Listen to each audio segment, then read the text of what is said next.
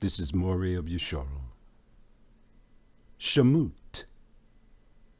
You would say Exodus. We're almost here. You have to be a participant.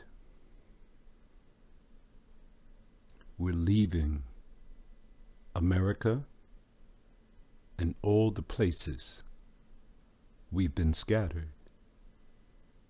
Can't you feel it? 2 Chronicles chapter 7, verse 13. Listen to what he who is seated upon the throne says. If I shut up heaven that there be no rain, what are you going to do about it? Will your adjusting the calendar help you? He controls the elements. Or if I command the locusts to devour your land, look at that. Even the insects follow his instructions. Or if I send pestilence among my people, what can you do? Make a vaccine? 14.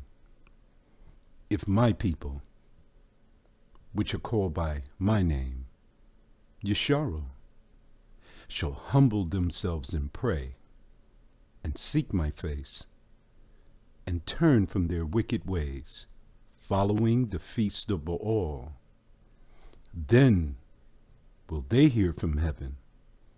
I will forgive their transgressions of the law, and will heal their land.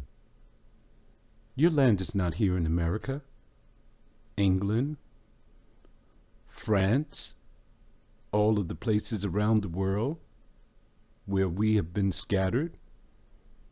The promises will only come forth in Jerusalem, in the promised land, in the land that was given to our fathers. 15. Now mine eyes shall be open, and my ears attend unto the prayer that is made in this place. What place? Look in the background. Mount Tisyon, Solomon's temple. The temple that was dedicated to he who is seated upon the throne. It is desolate, but it's still standing, waiting for our return. We shall rebuild the waste cities, and the Lion shall be with us. No more Baal. No more of the gods of our own understanding. You see, he's going to take God Ra'ol, the one who deceived Eve, the one who showed men the blows of death, and cast him into the bottomless pit. Join with us in Yahuwah's Passover and Feast of Unleavened Bread. This may be your first time. It's time for you to shine. Once you participate, your name will be written on the rolls. He returned. We forgot. Now we remember. And we're showing our people this way, not that way. Come with us. Come with us. Don't participate in those feasts that they're having in March and in April. They're dedicated to these gods. Here's our Passover checklist. 1. No servile work can be done. You have to take off. Do whatever you have to do. Make it happen. It's 3 days. The 16th, the 22nd, and the 23rd. I'll show you these things on the calendar. 2. Clean out the leaven Wednesday before the evening. Clean all the leaven out of your houses. Put it outside in the can. 3. On the 16th in the evening, be ready. Have your staff in your hand and your shoes on your feet. 4. You cannot eat leaven for 8 days. I thought it was 7 days. No, it's 8. I'll show you that on the calendar also. Get rid of the eggs. Eggs can act as a leavening agent. It'll make your bread rise. Anything that makes the bread rise, dispose of it. 5. Purchase all-purpose flour. Try to get organic. You want to get as close to perfection as you can possibly get. Okay, let me show you the calendar. Brother Kuya's calendar. Thank you, Brother Kuya. Brother Kuya overlays the lunar event on top of this quasi-solar calendar so that you can find Yah's days in this matrix that they've created for us.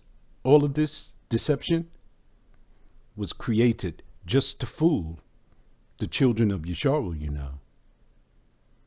Identify day number 15. It's in red. Got it. Let's see what Brother Kuya put in the box. The second Sabbath day, full moon, and Pasah begins in the evening. How does a day work on a lunar calendar?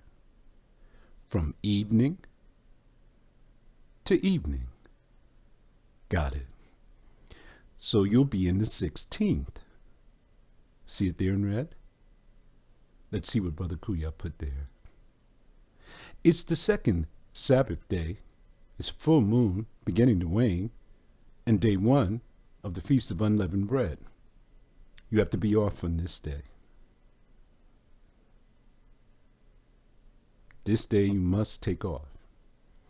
Remember, the day begins in the evening of the 15th to the evening of the 16th.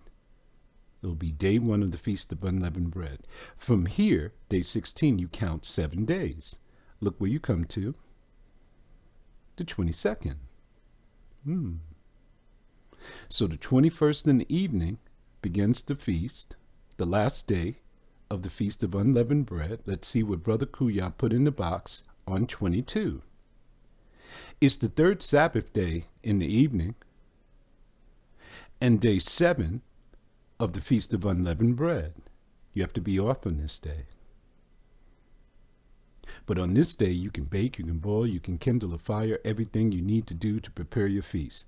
On day number 16, you can bake, you can boil, you can kindle a fire, everything you need to do to prepare your feast.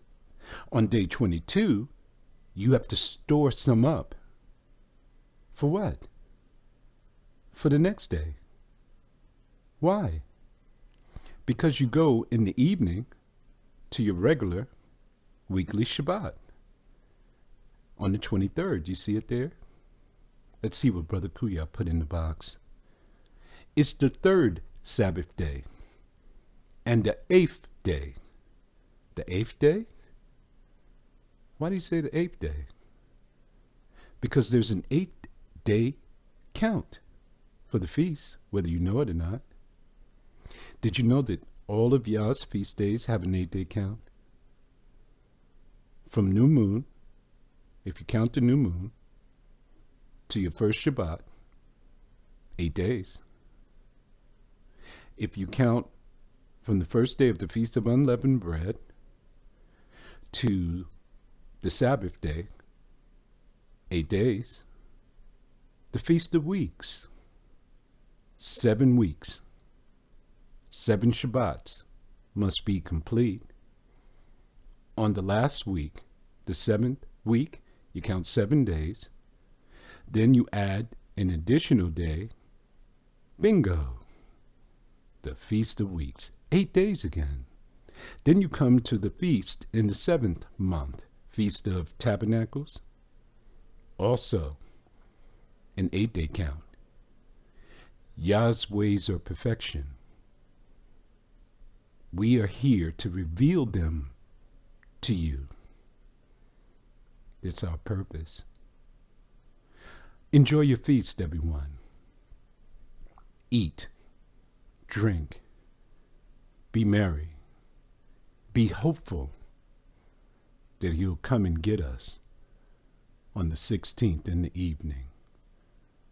Shalom.